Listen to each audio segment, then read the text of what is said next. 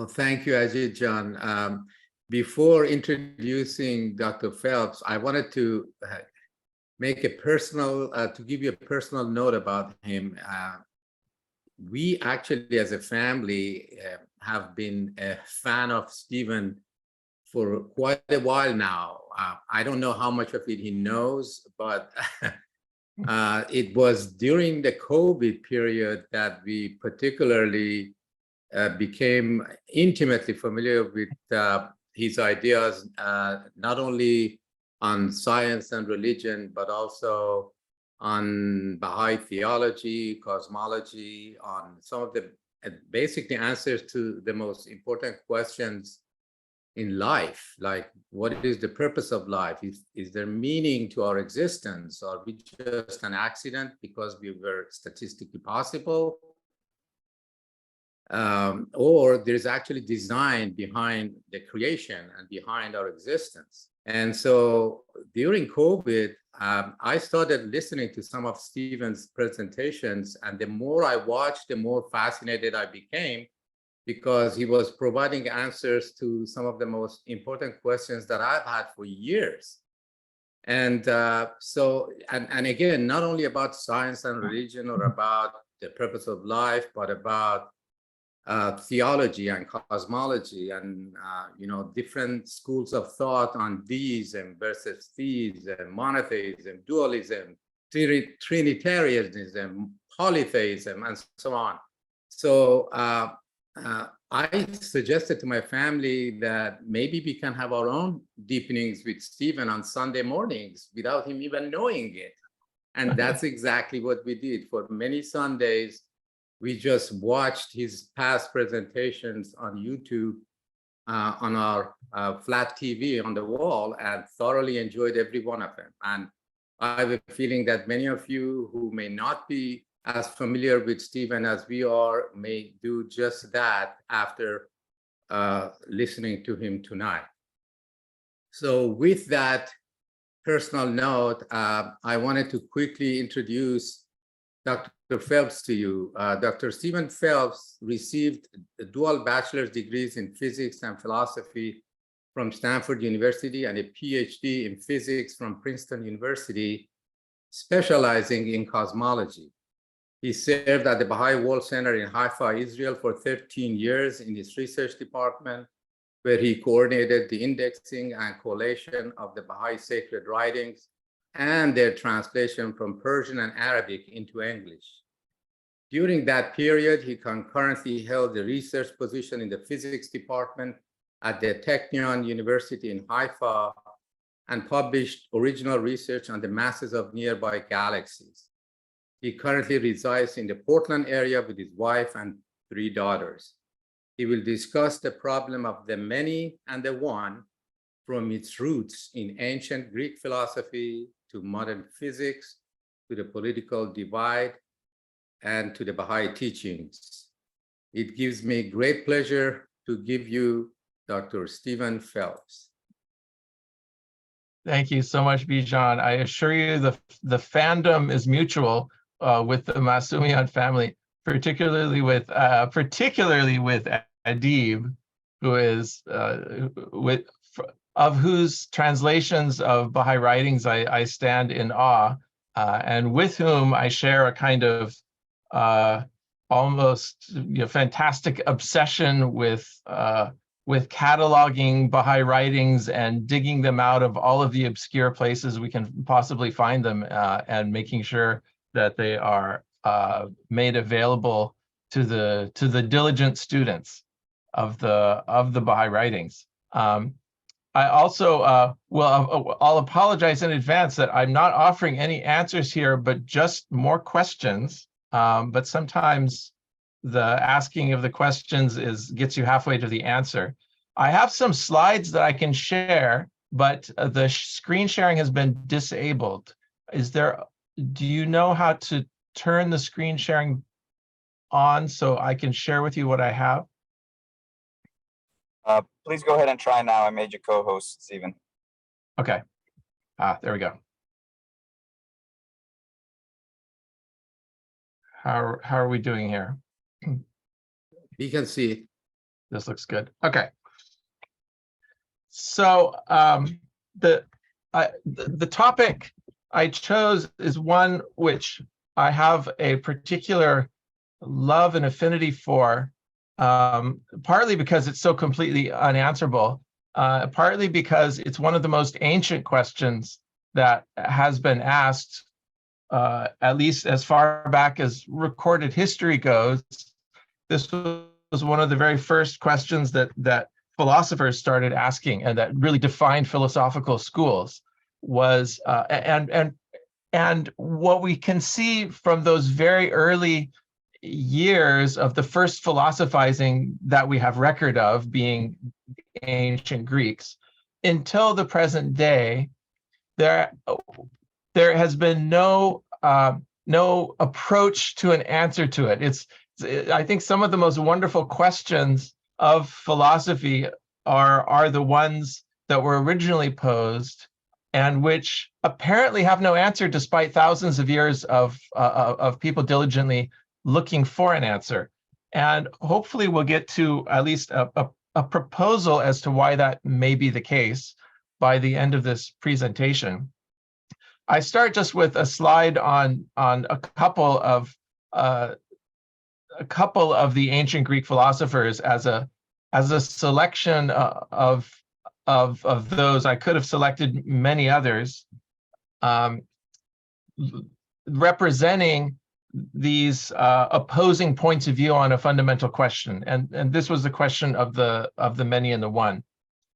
We can say that the battle lines were drawn by a number of these early philosophers, of whom we only have the most fragmentary remnants of their thinking, and who even in ancient times were kind of used as philosophical footballs by later philosophers who would selectively quote from these fragmentary collections of writings to make some philosophical point or other. And so this is definitely not a case where we can really say with any confidence what any of these people said. We certainly have no idea of what they might have thought systematically about these questions, but we have some interesting aphorisms. One of them by Democritus, the 5th century BC Greek philosopher, who is credited as being the first to propose what we might call the idea of the many, that at its most fundamental, at the ground of being, nothing exists except atoms and empty space.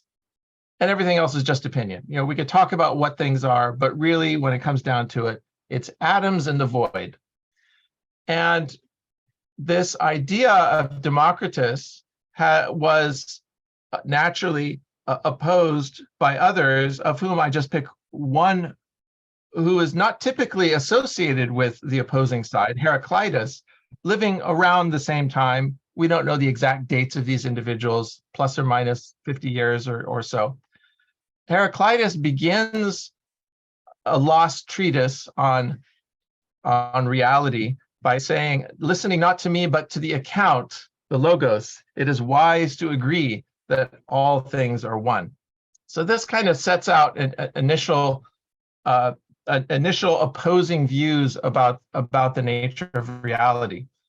We might say that Democritus had something on his side, and the thing that he had on his side is that a couple of millennia later, as we discovered the scientific method, the application not just of reason, which the Greeks were doing, but also systematic observation, formulation of hypotheses, testing of hypotheses, and the addition of those hypotheses to continually improve one's models of reality. Once that really got underway in the 1500s with the scientific revolution, Democritus kind of came out on top, because it turns out that if we assume that everything in the end, most fundamentally, is the many, is atoms in the void, we get a huge amount of mileage out of that idea. The famous American physicist Richard Feynman, in his famous Feynman lectures, towards the beginning says, if in some cataclysm all of scientific knowledge were to be destroyed and only one sentence passed on to the next generations of creatures, what statement would contain the most information in the fewest words? I believe it is the atomic hypothesis, that all things are made of atoms. And this atomic hypothesis became and has become and still remains the fundamental, I won't say doctrine of science, because it's not simply an assertion about how the world is. It's a hypothesis about how the world is, which has passed test after test. It does seem that, at least at some level, the more we zoom in on matter, the more we come to the conclusion that matter is comprised of atoms, which are themselves comprised of still more fundamental components, which themselves are comprised of still more fundamental components. I'm talking about electrons and protons and neutrons, and then the quarks within the nucleus. And we don't know how far down that goes. Is it turtles all the way down? Is it fundamental particles all the way down? Or does it stop somewhere? That's still an open question, because we know the quark theory of matter cannot be the final theory of matter. But there is abundant physical evidence that this at least represents an extremely good approximation of how the world actually works. Things can be well approximated as being divided into separate things, particularly at the level of macroscopic bodies like us, like planets and stars and galaxies, and things all the way down to things that you can see in a microscope. But once you get below that, even though the atomic hypothesis holds to this idea initially enunciated by Democritus that everything is atoms in the void, nevertheless, at the level of atoms and below, you start seeing the other side of things. You start seeing the side that Heraclitus asserted without evidence, that it's wise in the end to take the position that all things are one. And this idea that all things may not be as separate as we think is the brainchild and the result of the quantum revolution. And everyone heard probably one of the primary outcomes and discoveries of this quantum revolution, that these fundamental particles are not so much little grains of sand or little balls bouncing up against each other in space, but they could equally well be described as extended waves of probability in space, waves which are superimposed on other waves and are connected and entangled with other waves in such a tight knit of cause and effect relationships that the entire universe can be seen as a single entangled system, in which something that happens at one end of the universe may instantaneously affect the state of things at the opposite end of the universe, such as the strange and fantastic nature of quantum entanglement, which led some of the architects of the quantum theory to say very crazy mystical things, like Schrödinger, who says quantum physics thus reveals a basic oneness of the universe. And another somewhat famous physicist who says a person experiences life as something separated from the rest, a kind of optical delusion of consciousness. Our task must be to free ourselves from this self-imposed prison and through compassion to find the reality of oneness.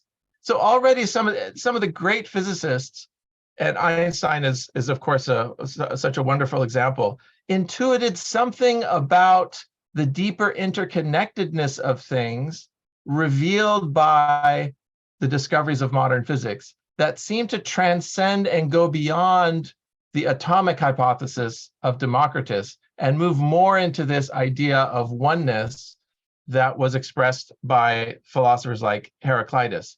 And Einstein also intuited, even beyond merely physical phenomena, that this essential interconnectedness may extend all the way up to human consciousness.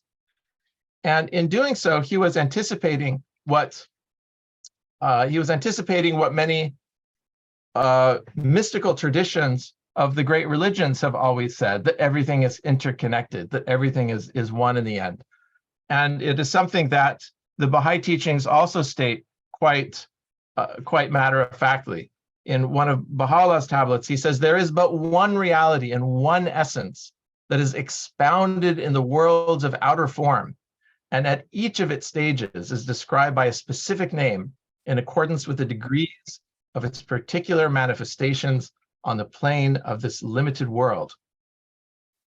And Abdu'l-Baha talks in so many places, and when I show you these quotations, it's always just a selection almost at random of dozens of similar passages that can also be found in the Baha'i writings.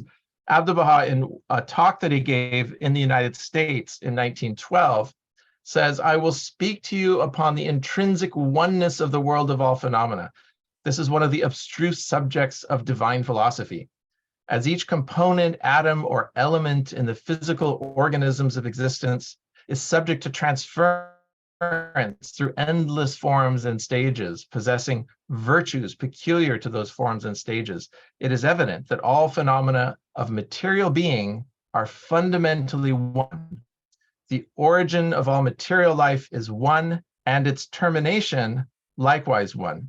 And that statement foreshadows where we're heading with this conversation towards the end, that perhaps one way of thinking about and reconciling this age-old debate between the one and the many is to think about the realm of multiplicity in which we live, the realm of atoms that are nevertheless interconnected into a single cosmos, that this realm of multiplicity is in some way a middle ground or midway between unity and unity, that the world is somehow proceeding out of a unity and returning to a unity, and that therefore our perspective on whether everything is all one or whether everything is many is as much a feature of where we are focused on this overall picture of existence than anything else. Abdu'l-Baha also says, on the opposite side of this, we have statements expressing this idea of the oneness of things, but we always have a complementary pole, as if it's a sphere with opposite poles and meridian lines in between them. Abdu'l-Baha also says that the forms and organisms of phenomenal being and existence in each of the kingdoms of the universe are myriad and numberless.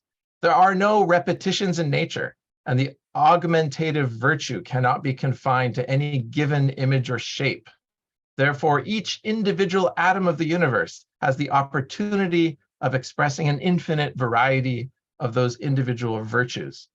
So we have complementary to the idea of the intrinsic oneness of things, we have this polar opposite idea of things not just being expressed as a multiplicity, but in a multiplicity which somehow maximally expresses the potential diversity of things.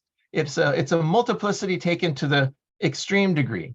And Abdu'l-Baha theologically grounds this idea of multiplicity in the sense that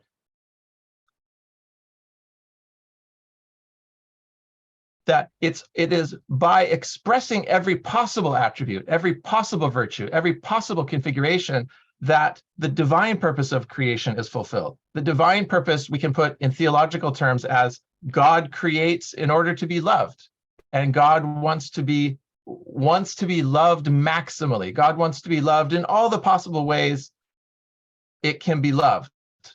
And that can only be done by a universe that expresses all of those possible ways, which is a theologically grounded way of expressing and explaining why the universe contains such a diversity of things and such a multiplicity of things. So this is just one example And I'm drawing a particular inspiration from the Baha'i writings in which there is a kind of complementarity of perspectives based on oneness and perspectives based on multiplicity. It's almost as though oneness and multiplicity are two different lenses through which one can see any number of given phenomena in the world, whether they're actually measurable phenomena in the world, such as those that are in the domain of science, or whether they are phenomena in the realm of spirit, in the realm of the theological concepts, which are the ground of the great world's religious traditions.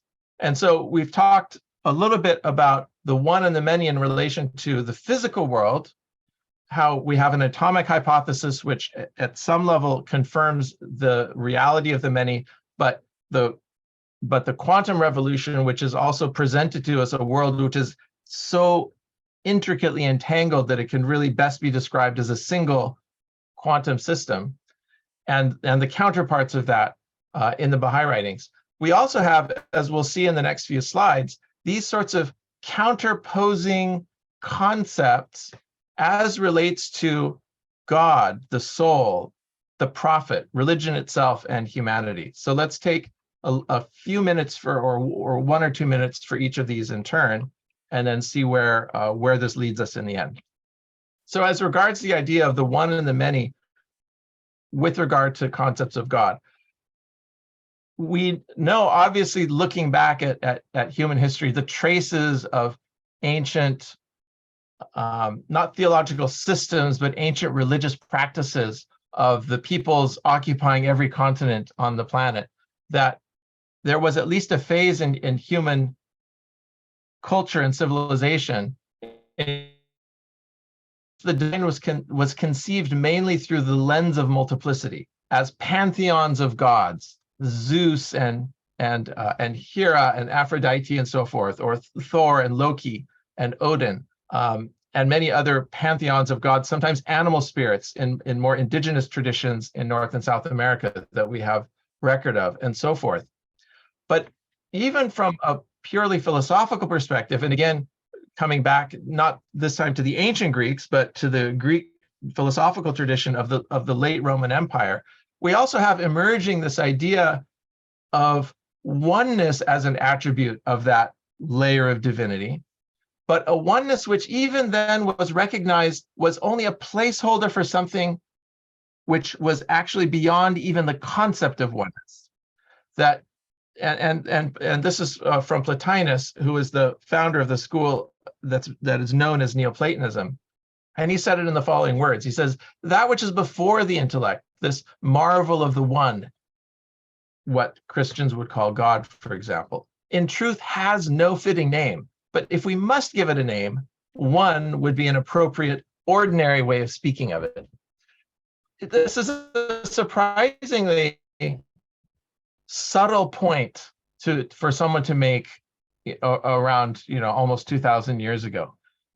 The idea that these base level words that we use to describe things, for example, one and many, may themselves not be perfectly representative of reality at the base level. Plato actually mentions it hundreds of years before. Plato asks the question in one of his dialogues, do words carve nature at its joints?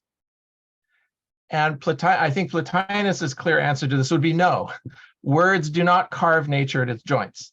The words are shorthand expressions that have evolved, just like human life has evolved, usually under pressure of certain very pragmatic requirements. And the words of the language that we use, the grammars that we use, relationships between nouns, verbs, adjectives, and so forth, all of these have shaped over time according to the demands of real life usage of peoples at various times in our history. And so there's no reason then to suppose that the grammar itself, that the words themselves, even these words one and many, ought necessarily to map onto the deeper realm of realities which has always been thought to lie in some way beneath or in some ways subtly outside and beyond the physical world of appearances. And Plotinus is one particularly clear voice that understood that, yes, we're going to call it one, but we know that by calling it one, we're already doing a bit of a disservice to that reality. This idea of Plotinus was repeated, the spirit of it was repeated really quite perfectly by Abdu'l-Baha in around 1908 in some answer questions in the course of a conversation with the Westerner Laura Clifford Barney in Akka. And this comes in the context of a conversation about the nature of God. And Abdu'l-Baha says essentially what Plotinus said 2,000 years before. He said the reality, I guess more like 1,500 years before, he said the reality of the divinity is sanctified above singleness, then how much more above plurality? And with this perspective, it might seem to sit a little bit in a slight area of cognitive dissonance with the extremely clear and foundational statements of the Judeo-Christian Islamic tradition that there is only one God, and that the idea of the oneness of God is such a fundamental and important idea that it is repeated ad infinitum in the sacred scriptures of that Western family of religions, Judaism, Christianity, and Islam. It may be said to be the single most foundational theological statement that defines and unites in some way these three theological systems, is this very robust monotheism. There's only one God. But in light of the statement by Abdu'l-Baha, I think we can add nuance to this and understand that even the idea and the statement and declaration of there being one God is not so much a statement of a fact, because the reality of it goes beyond oneness and multiplicity, but rather it's a kind of a statement that is made in the world for a pragmatic end. It's a kind of a statement that is a unifying statement because it allows people of different tribes, of different races, of different religions to come under a single banner of a concept which may have different words in different languages, but because it's a single unifying concept, that is the rallying point around which a great many people can join. That's my take anyway on why is monotheism such a big deal. Even in the Baha'i writings, of course, statements in this monotheistic strain are to be found quite prolifically in the writings of the founders of the Baha'i faith. At the same time, we're told that everything we can know about God is through the attributes of God. And the attributes exist in this abundant profusion. And it's the attributes of God that are the practical focus of the day-to-day spiritual practice of the Baha'i community through the prayers that Baha'is state, prayers which are filled with not so much, well, they also include declarations of the oneness of God, but if anything, they tilt more towards the lauding of these various attributes of the Creator through qualities such as justice and mercy, and forgiveness and so forth. All of these attributes that we're familiar with in prayers. These attributes of God are in some way the correlate of the polytheistic traditions of the past, in which say different animal spirits would represent different attributes of God.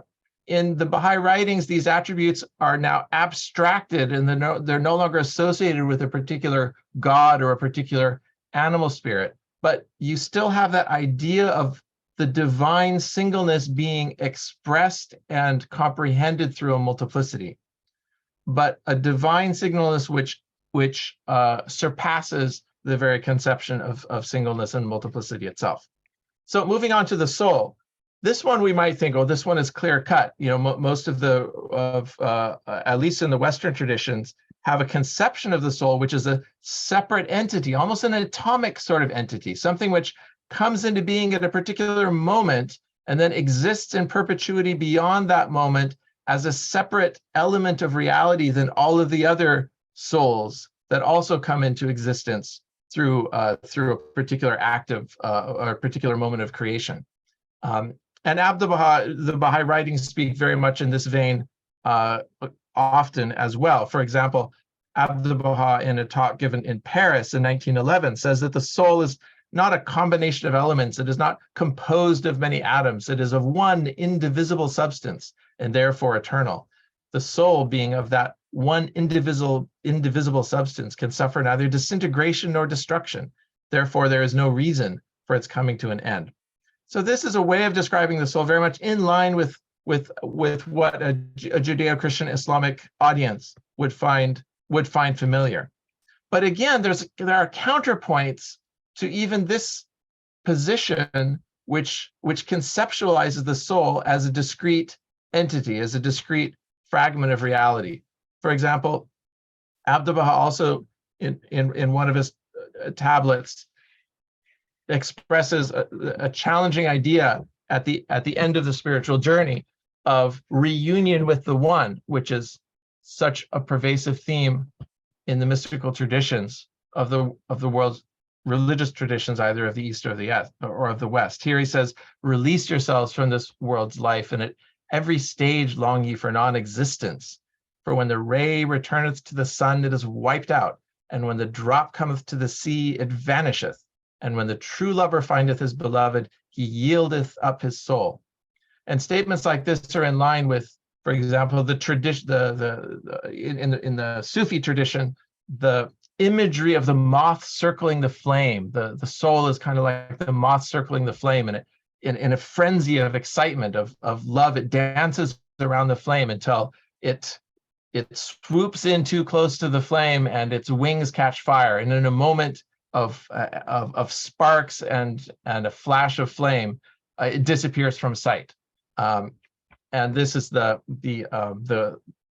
correlate of the concept of fana, or true poverty and absolute nothingness, that Baha'u'llah discusses in his mystical work, The Seven Valleys.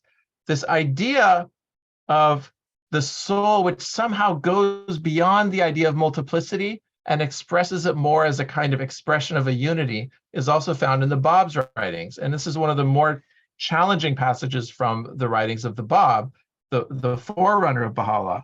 And this passage had to be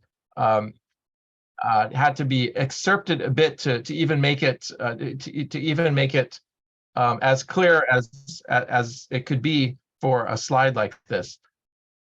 And this is how the Bab puts it. He says, it is necessary according to true wisdom that the pre-existent God describe himself to his creatures. This divine self-description is itself a created thing. This description is denoted as the soul or self, and he who hath known himself hath known his Lord.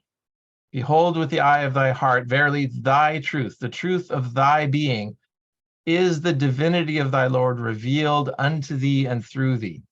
Thou art he himself, and he is thou thyself, except that indeed thou art that thou art, and he is that he is. Really needs to be read several times over. But we have here a kind of expression of both ends of a polarity. On the one hand, an idea of the soul, which in an almost offhand manner is described as a mode of the divine self-description, and in that sense is identified with the divine remembrance, identified just as Baha'u'llah in his hidden words says, turn thy sight unto thyself, that thou mayest find me standing within thee, mighty, powerful, and self-subsisting.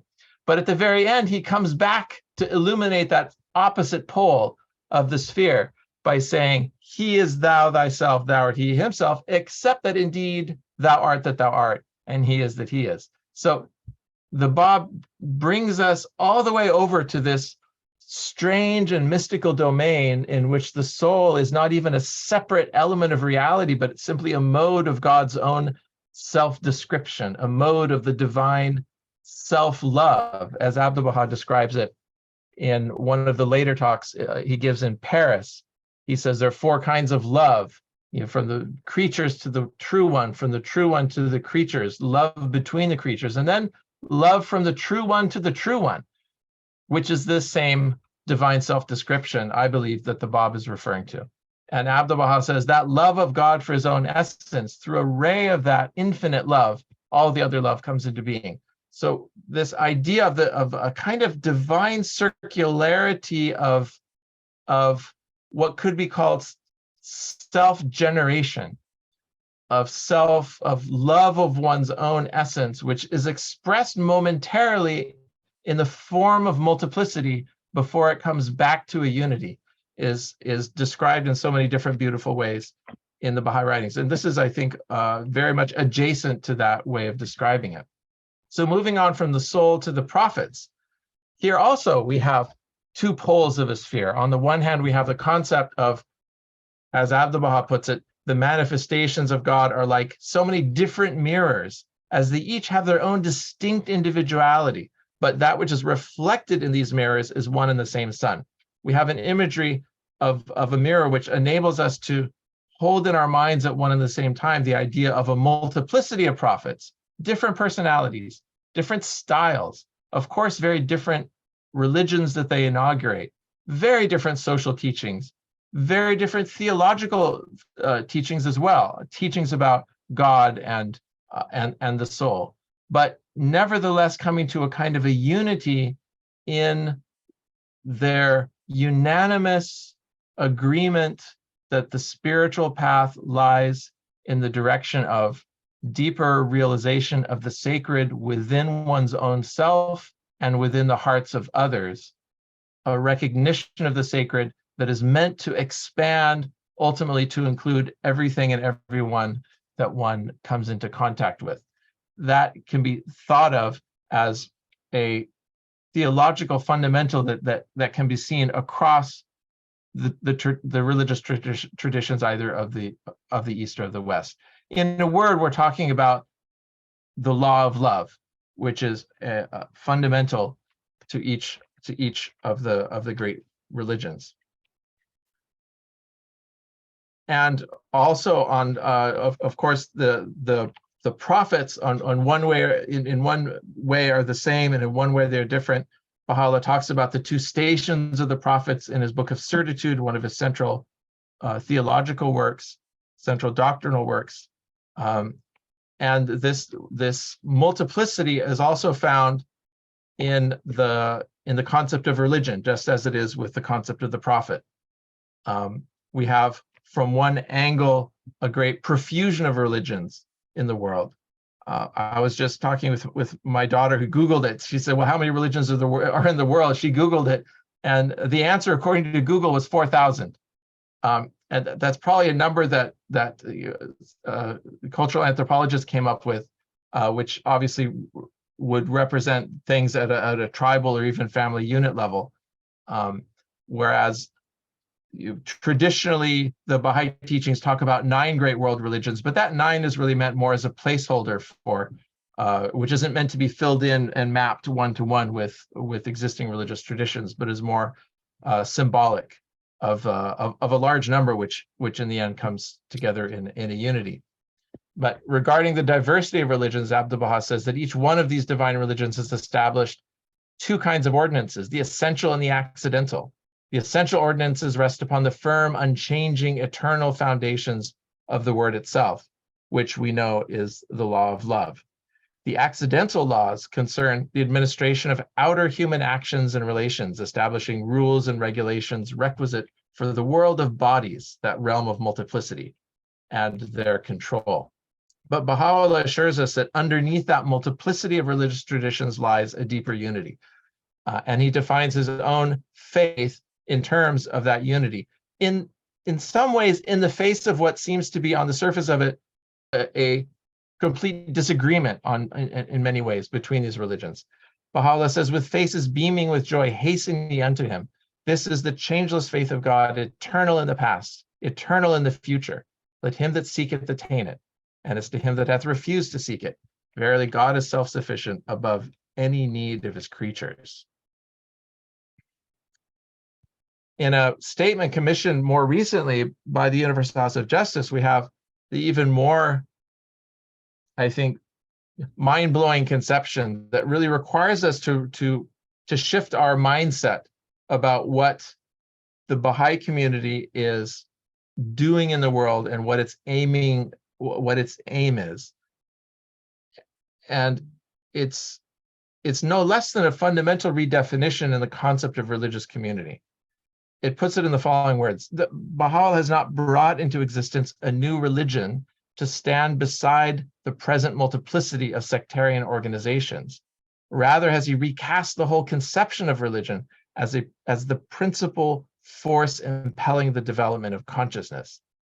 And consciousness is many in the sense that it's manifested in different minds and different beings on this planet, which at some level can be described as separate.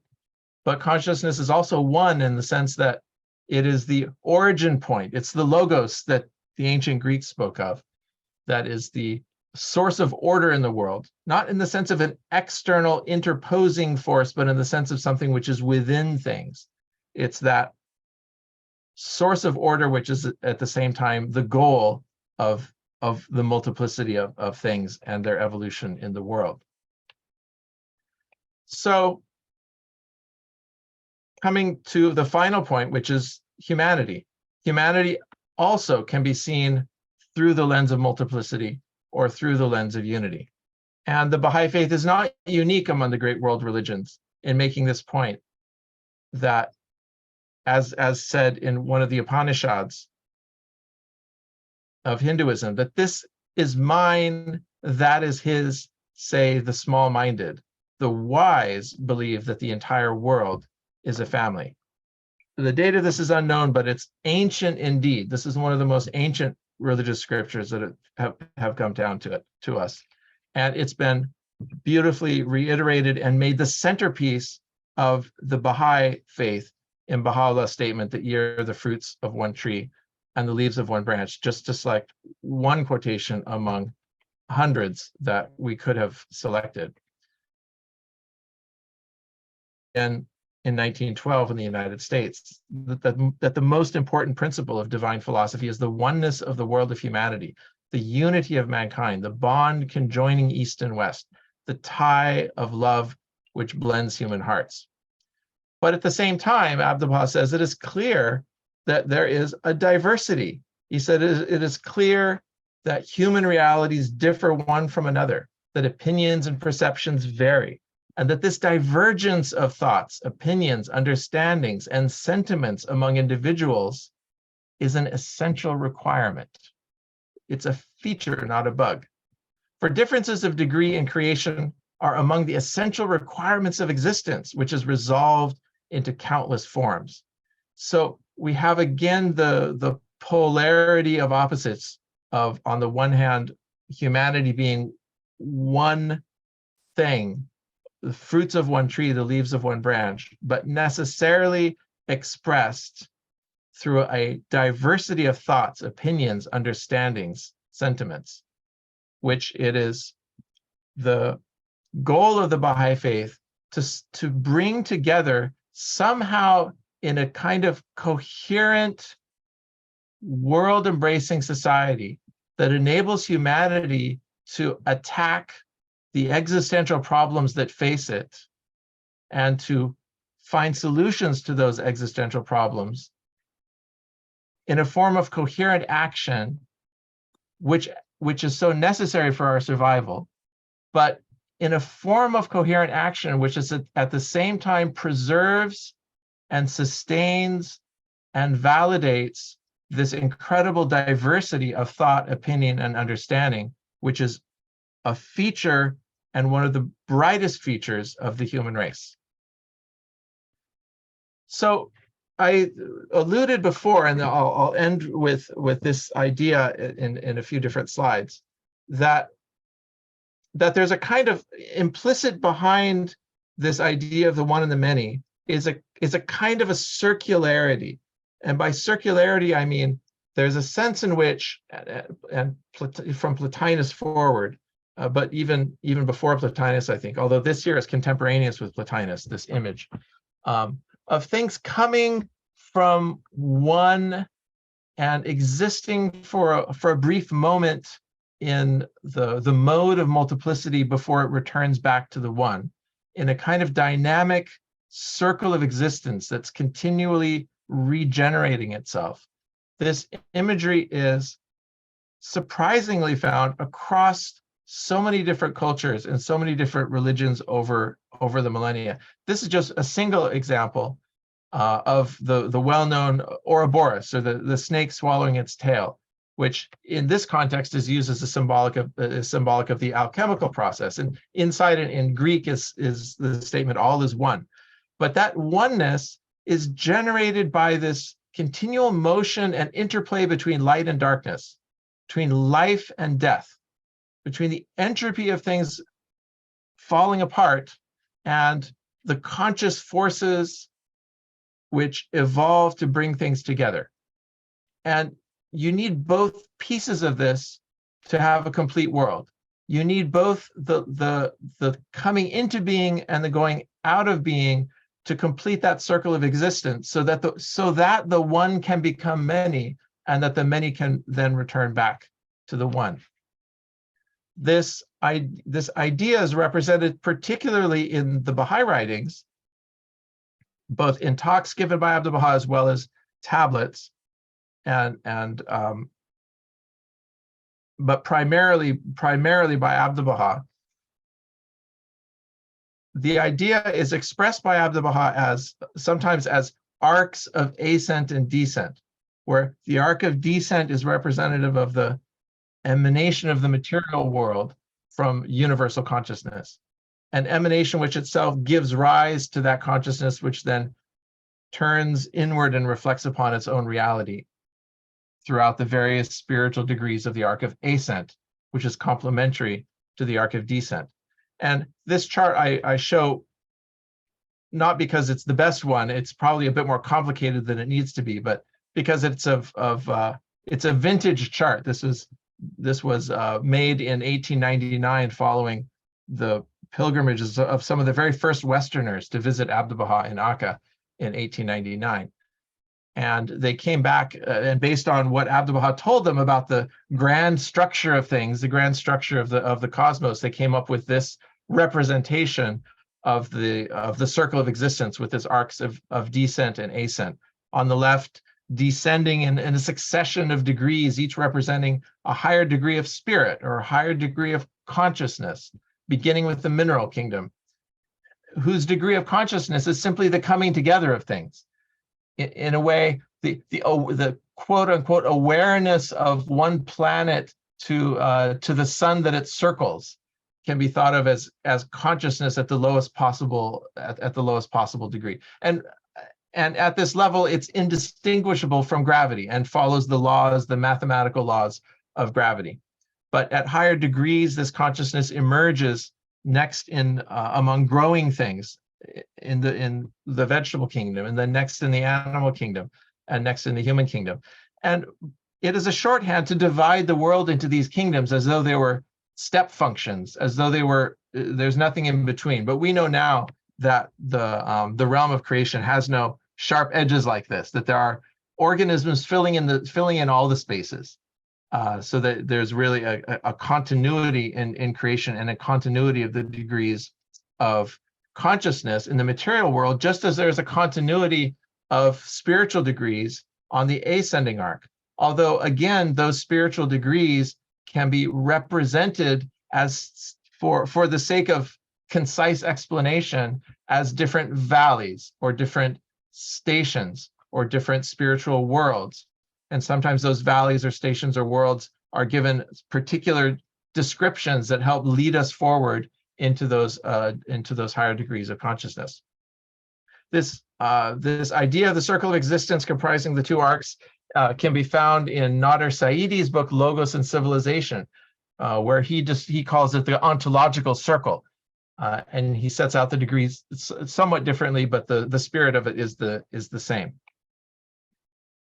And finally, the ontological circle is something we are more perhaps deeply familiar with than we may think, because it is the foundation of most of the great stories that are told, whether on the screen in the movie theater or whether between the pages of books, from the Epic of Gilgamesh forwards, from the earliest descriptions of stories in which a hero has a journey. This hero's journey was brilliantly exposed by Joseph Campbell in his book, The Hero with a Thousand Faces, which was reportedly influential in George Lucas's development of the Star Wars saga, but which is found in native traditions, indigenous traditions across the world, and in stories. And there's a kind of common form that it has, which maps very neatly onto the circle of existence from the previous slides. That is, there's a starting point. What in story form is you start in the village and you feel the call to adventure and you go out into the threshold of the unknown. And it's in that threshold of the unknown, the realm of multiplicity, that one experiences the challenges, is assisted by a helper, undergoes suffering, a transmutative suffering that leads to spiritual transformation, and ultimately the return back at the end of the story to the village. And that overall mapping is the same, and perhaps why it resonates so deeply with us, and why so many of the great stories that are told follow this this overall template, is that it resonates with us because it is a microcosm of that great movement of the universe from oneness to multiplicity and then back to oneness. And so I suppose the answer to my question, so are we one or many, would be something like we're both, depending on where we are on this circle of existence, and depending on where we choose to focus ourselves. We can either see ourselves as originating from and returning to that one, or we can see ourselves as existing in this realm of eat or be eaten, in which we need to be rugged individuals and we need to be well-defined in our capacities and in our and take what we can get when we can get it. There's this aspect of the world which demands of us being an individual and navigating in that world as a fully formed individual. But that individuality of things, which is represented in at a certain end of the political spectrum, is complemented, and I would say not opposed, but complemented by a perspective which sees humanity not so much as discrete atoms that are competing with each other as individuals for scarce resources, but rather as elements of a larger unity. Through association with that larger unity, even greater potentialities of the individuals are unlocked. And somehow it's through that interplay and relationship between seeing ourselves, human beings, as individuals versus seeing ourselves as part of a collective. Both poles of this are part of this grander picture of reality that emerges, not just in the Baha'i writings, as I've tried to suggest, but in all the great stories that humans have told over the ages, and in all the great religions. So thank you for listening. I guess the hour is up, but I hope we have time for some questions and conversation about this.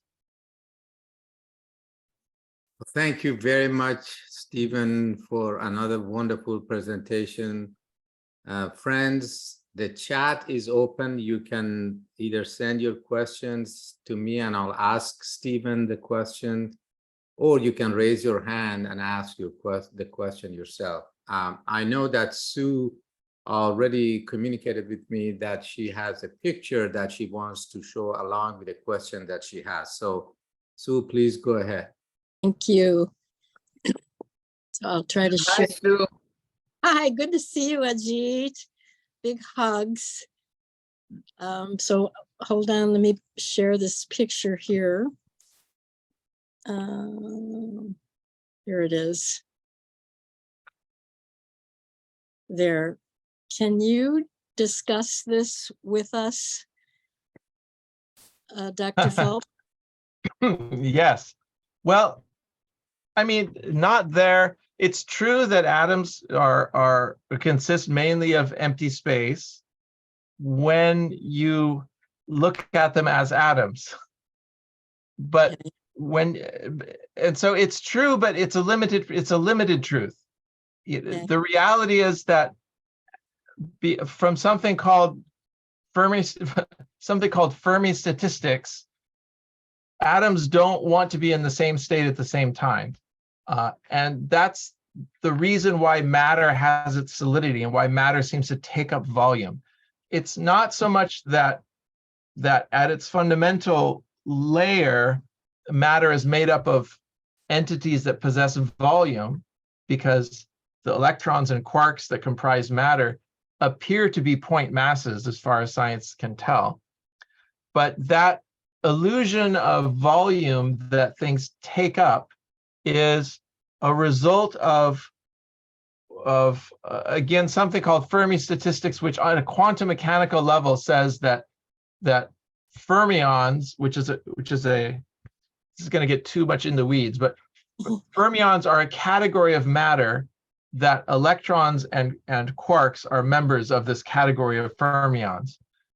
And because they don't want to occupy the same state at the same time, and there's quantum mechanical reasons for that, that's why those particular particles comprise what we think of as matter. Whereas the other family of particles, known as bosons, into which we might include things like rays of light and other force carrying particles, those can overlap on each other as much as we want.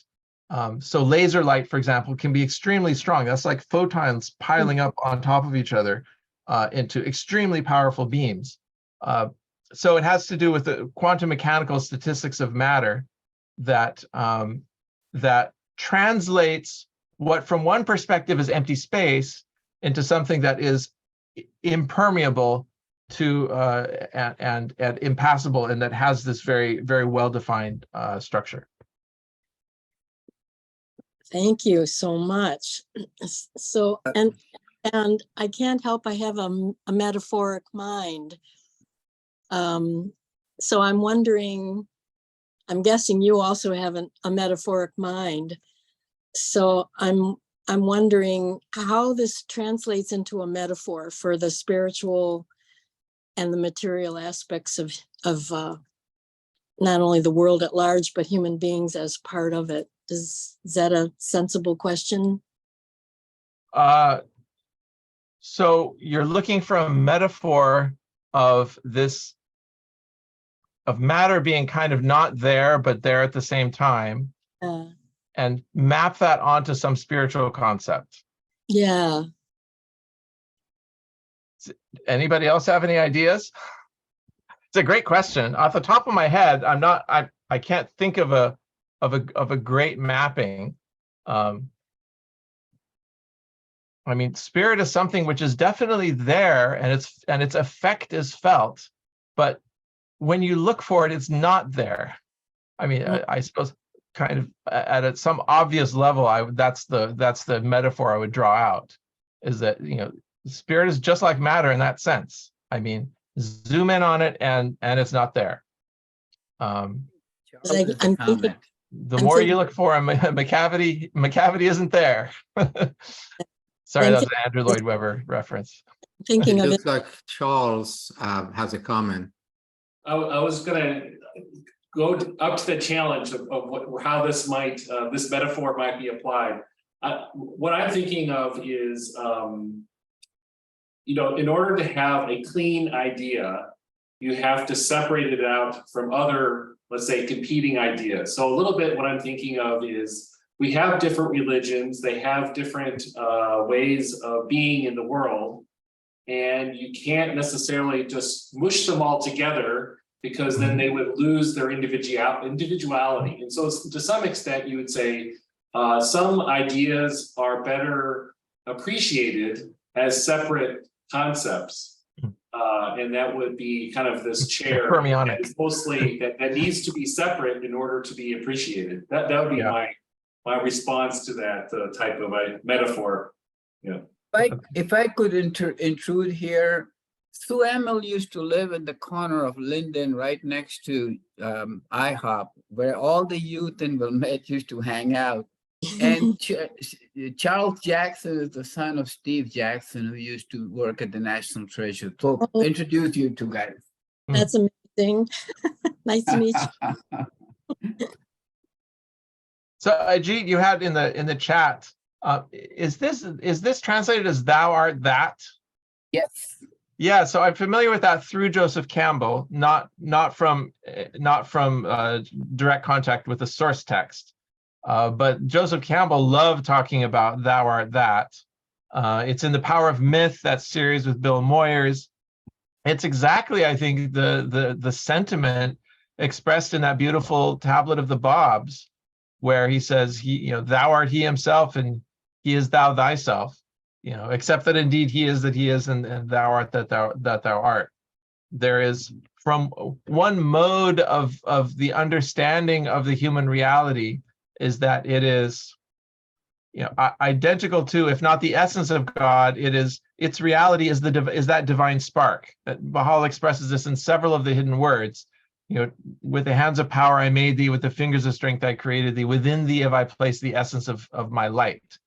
And everything else may burn away, everything else may melt away through the course of our lives, but that essence, that is our true essence, is that divine spark, which is a bit challenging to state in such words, because it sounds like, well, it's not us then, it's God.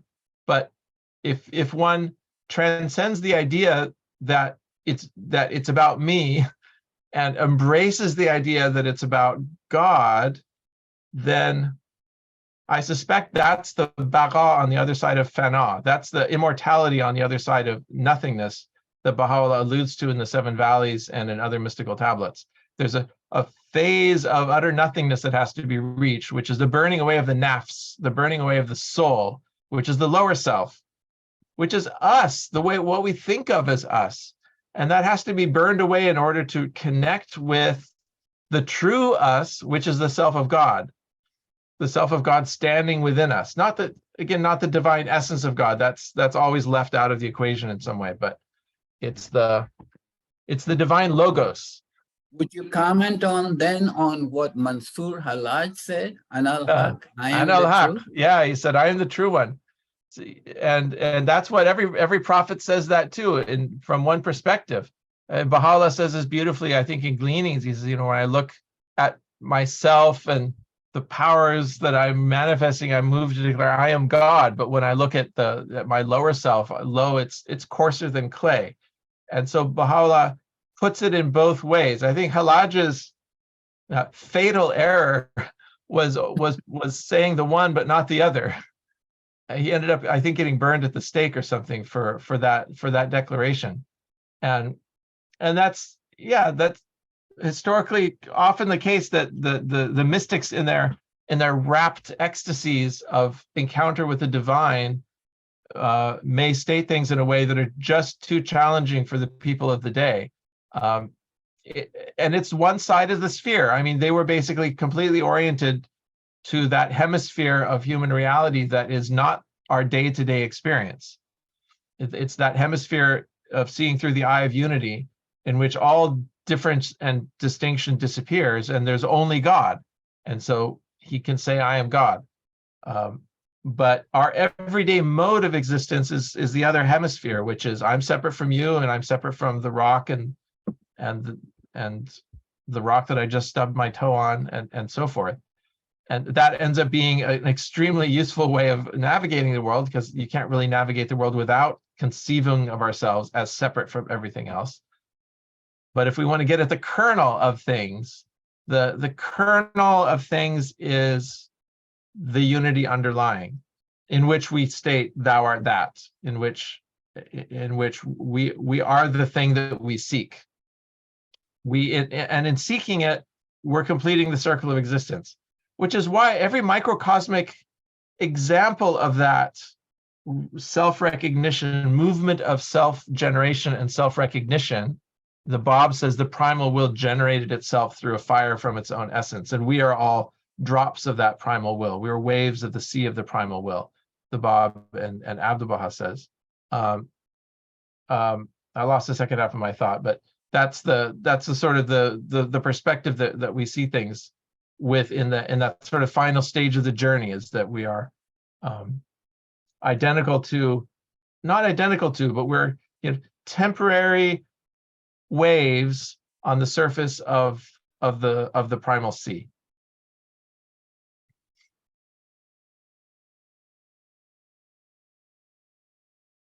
Thank you, Stephen. Friends, any other questions or comments?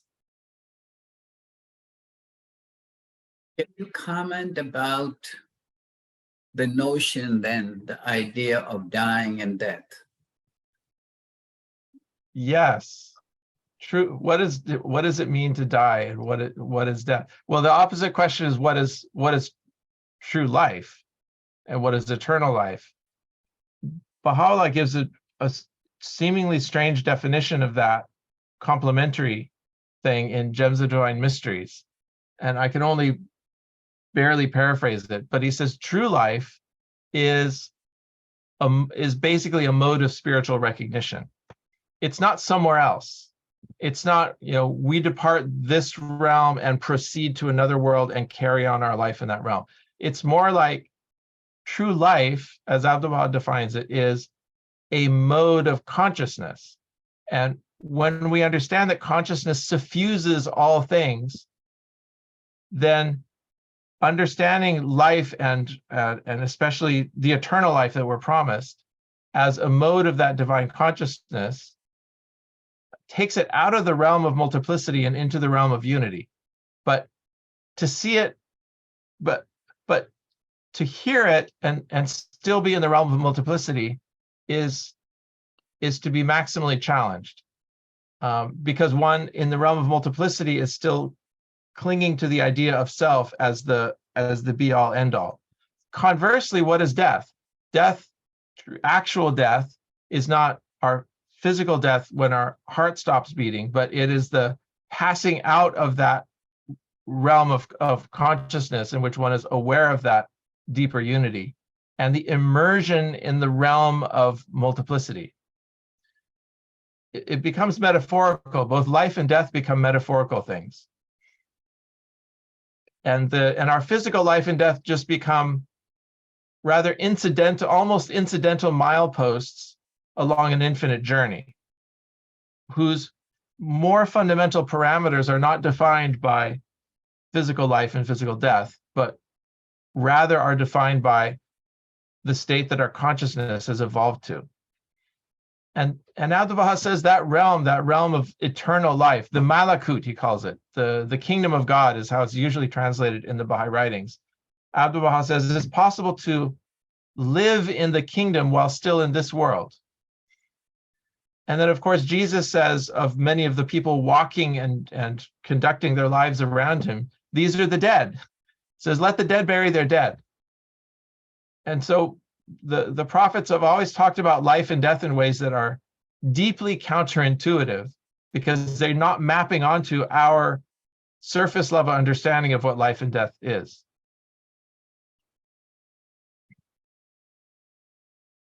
It's both freeing and frightening, because it pulls what we might have thought the ground was underneath our feet.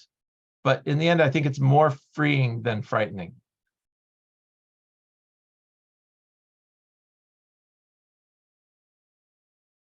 There's a quote that was posted to the chat.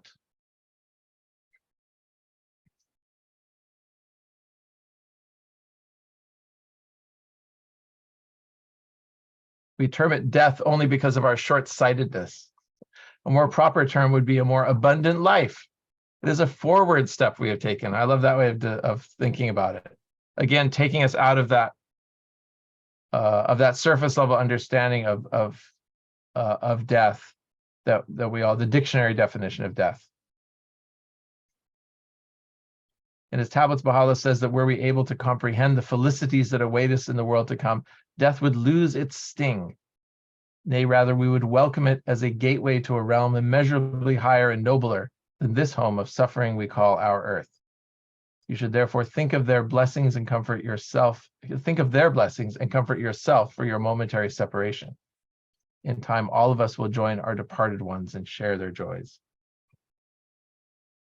That's beautiful. Thank you, Sue. Anyone else, friends?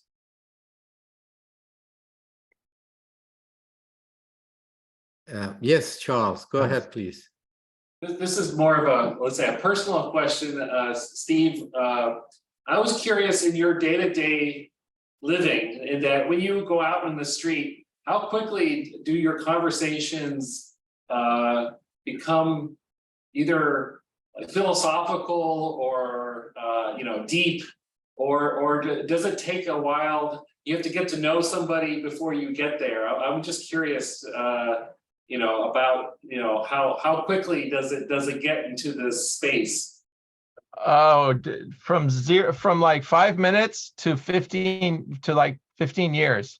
I mean, I can think of both of those right now. I mean, there was, someone I met a few months ago with whom there was like intense and immediate connection at that level, and like complete, like skipping all the preliminaries and going straight to these sorts of topics. And then there was, a father of one of my daughter's best friends who we knew casually and socially for 15 years. And it wasn't until last week that, I went to drop off or pick up a child and ended up staying for tea and staying for 4 hours and talking in depth about this stuff. It just, it took 15 years to get to that. Maybe it wasn't 15. It was like more like 10 years to get to that point. But eventually it lands there, I find. Eventually. Because I don't know, that's where I love to be. That's where, otherwise it gets boring really fast. Yeah, but I see. Yeah. This is a topic I can appreciate that. Yeah. with infinite dimensions, and there's so much to learn from other people, because you see it as this multifaceted gem, and not like, oh, I'm going to deliver some sort of truth or whatever. But no one knows any of these, especially when we talk about the afterlife. I mean, no one has a clue. And I love how Baha'u'llah puts it in Gleanings about the nature of the soul and the nature of God. He says each one of those in turn says are completely, utterly beyond our grasp, and that the best we can do is arrive at a kind of capitulation, a kind of confession of helplessness in the face of these two great mysteries, the mystery of God and the mystery of the soul, to which I would add the mystery of the afterlife. I mean, it's fun to talk about and fun to think about how great it must be, but I can't think of it too long without realizing that none of these ideas make sense. They all break down logically at some point, which doesn't mean you have to stop. Some would say, well, stop talking at that point. Wittgenstein would say, if it's beyond your ability to put in language, then silence is preferable. But at the same time, we navigate the world through words, especially words that we understand are metaphorical. That then allows us to continue using them, as long as we all understand that these are metaphors. That's partly why I've been so influenced by Joseph Campbell's works, and the power of myth and the idea of the hero's journey and so forth. These are like really, really powerful metaphors that have very concrete applications in the world, at the level of stories, superhero stories and things. But they are, they're concrete metaphors of something which is far more subtle and far more wonderful and far more difficult to put into words, because it escapes the boundaries of cause and effect and of this and that. Thou art that. What does that even mean? It's like it's taking grammar and it's kind of turning it inside out, because the whole relationship between subject and object it's a feature of language. It's not a feature of reality. But we can't open our mouths and say anything or think anything without pressing it into this Procrustean bed of grammar and language. It's but having realized that, you continue on your way and keep talking because there's nothing else to do. It's just become again, Wittgenstein is a genius in this. He calls it a language game, and in a way, one can think of different theological modes as language games in that sense. Not a game in the sense that there's nothing at stake. You know, in games, there's usually nothing at stake, but in the sense that it's not real in the end. You know, it's the finger pointing at the moon, and the moon is infinitely far away from the finger and from the hand, but that's all we've got. If we want to talk about the moon, we're going to point to it, maybe with different fingers pointing, you know, with different colored hands pointing with different fingers. I don't know, those are the different religious systems, and those are the different, you know, every individual is pointing at the moon with a different hand and a different finger. And it's easy to lose track of the fact that that's what this is about, is it's gesturing towards something which is completely beyond the grasp and beyond the ability of the finger to touch. And those are our conceptual systems. That's why, Stephen, I have a question too. I'm even embarrassed to bring it up because if you don't, it's even hard for me to find a question, let alone think of an answer. But sometimes I wonder when it states in the writings, talk about life after death, and here's the finger on the moon again, right? But he says that our soul will take on a spiritual form made up of elements of that world. Okay, we don't know the elements of that world. We know elements of this world is water, right? Where Earth is mostly water. We're conceived inside water. Our body is made up mostly of water. So we get the element part, right? And we certainly are a physical form. And then you have, again, that consciousness, which our spirit, right? And that's where we got into the oneness, but we're singular individuals. So, and this is just, I don't even know why I'm asking, but I do have it within heart to heart. And then the question does come up. What do you mean that we take on the spiritual form? Isn't that very much of a matter, right? Or doesn't it have sort of a body, a form made up of elements, which also is quite physical? So I know this is a silly question, but do I dare raise it? Do I even dare raise it? I mean, I don't know.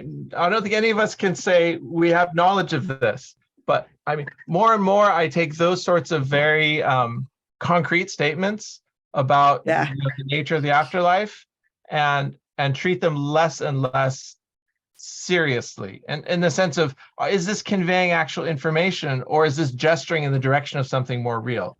And the more I read around the subject, the more I think of it as a gesture in the direction of, rather than a kind of mapping of reality in the sort of analytical sense. You know, it helps orient us in the right way. We should be oriented towards the sacred. We should be oriented towards the divine, towards reunion, towards the path of reunion. And these various ways of describing that journey are all ways that orient us. And you know, what would you tell, Baha'i say this all the time, what would you tell the baby in the womb about the world outside? There's literally nothing you could say. You'd say, oh, it's a really big womb and really comfortable, and you could stretch out your legs as much as you want. And I mean, you run out of things really quickly that you could say to the baby in the womb to try to convince them that the next world is really great and a whole lot better than the womb. And we're in exactly the same conundrum as it relates to the next world. And so I feel like we shouldn't take too seriously and try to convert it into some sort of dogmatic formulation that, oh, the Baha'i view of the afterlife is X. I extend that to pretty much anytime I see the phrase, the Baha'i view of X is Y, I always get a little bit wary, because who knows what the Baha'i view of X is? Because usually the more you read, you realize that for every Baha'i view of X, there's a Baha'i view of minus X. You know, there's a Baha'i view that takes the opposite. And you can, or you could construct, out of quotations, a view that sounds like the opposite of this other view that you're also constructing from quotations. It's almost like the revelation is like a clay, out of which we shape things after our own conceptions. It's not infinitely malleable. You can't do an infinite number of things with that clay, but it is more malleable than we think. And it is not, I think, so readily reducible to dogmatic finality, as much as we would like to, because it's comfortable and it's comforting and it's more simple that way. And it turns into really nice business cards we can hand people and so forth. And there's all sorts of advantages to being able to reduce it to these points. But anytime you compress the sphere onto a piece of paper and hand someone a map of it and say, here's the map of the Earth. If it's a two-dimensional map, there's going to be something really wrong with it. If it's a Mercator projection, it's going to destroy the poles and stretch them out of all recognition. If it's name your projection, it's going to do some violence to the actual topography of the sphere. And there's no way not to, because you can't take 3 dimensions and press it onto 2 dimensions without violence and losing information. And how much more with all of these spiritual topics? Stephen, you're just going to give me another restless night. I listen to you at least twice a week for how many months now. And I'm trying to digest what you just shared and say, how do I give this simplistically to our 20-year-olds that are coming in and out of the museum? And I'm just wrecking my brain how I can state the singularity and yet the diversity of mankind. And boy, I can see myself getting out some paper and trying to sketch this into something where it makes sense to me, let alone to them. So I thank you for a restless night again. I would suggest you invite Steve to Seattle. Yes. And have him give the invitation. Open invitation. Steve knows that. I loved the last time I was there. I loved the Unity Museum. We can hardly wait to have you back. I was thinking exactly that, and I didn't want to impose in this group here because I don't want anybody to be envious to think that you can drive to us up here. But, it's time to do that again, because what you shared today, and especially our youth, right? I'm talking 20, 30-year-olds. They get bombarded with that all the time, and the matter of consciousness. And I just love your explanation of symmetry. And I'm stuck in my explanation on symmetry forever, and you just ruined me for good on that one. And so, but we must learn. And so, in our capacity, in order to relate to our young people who are very much looking at artificial intelligence, GBT. I just joined the new one. They're just a couple of days ago came out, right? And so, and I'm noticing that things are flying in on that end there, not matter, I forget what it was called, the mark or something. Anyway, so these kids are in a different world. And thank God, I just have enough guts to at least recognize the language, let alone understand it. But if we, as a Baha'i, and those quotes that you put up there are so appropriate. I'm going to have to figure out, I've got very bad memorization skills at my age. On the other hand, we've got to have control of them, because we've got to show how that flat earth society didn't understand symmetry, but we're there now. And we're at the beginning of that scientific universe, right? Where we must be able to at least explain it in rather simplistic terms. And so, time to come back and help us stutter through quantum mechanics in a way that even I can potentially understand. Well, if I may, I don't think it's information. It's about the information you're conveying. And I've seen you at work in the Unity Museum. It's the love that you show people. That's what's attracting them. You can say anything, just say whatever, and they're going to be attracted by the magnet of the love. I think that's what it's really about. And yeah, we would like to be logical. We'd like, but and it should make sense and everything, but that's not where it's at. Where it's at is people come in and they're like, they're embraced by this, like by the love. So the curiosity, we bring out the curiosity in them, right? yeah. And then when they, and you're absolutely right. I was just talking about Akaban's talk on the humanities and human rights, and I got myself certified as a UN consultant, human rights consultant. And then what you're doing is really the core, the motivator, the pivot around the outward action, right? That Baha'u'llah talks about. And so I had a 2 or 3 hour conversation today with Lorna, who, would work with Arbab in Haifa for many years. And we were just talking exactly what you're saying is how do we then translate this into lines of service that are in the neighborhood. We started here our walking tours, and you think, what's the big deal? But you know what? It's coming down like a heart attack on us. Suddenly, everybody wants to be part of history.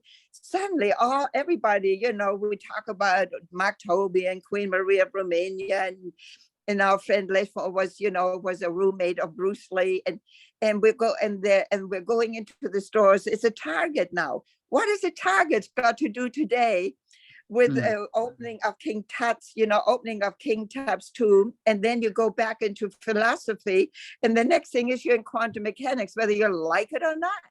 And so it's that interconnectiveness that in the conversation, and you're right, we get all carried away with passion and storytelling, but that's how people hear you, and that's how we make it happen. We're having way too much fun. I do want to tell you guys, though, before I forget, and this is important, that our next speaker is scheduled for August the 4th. And our speaker is Dr. Mike McMullen.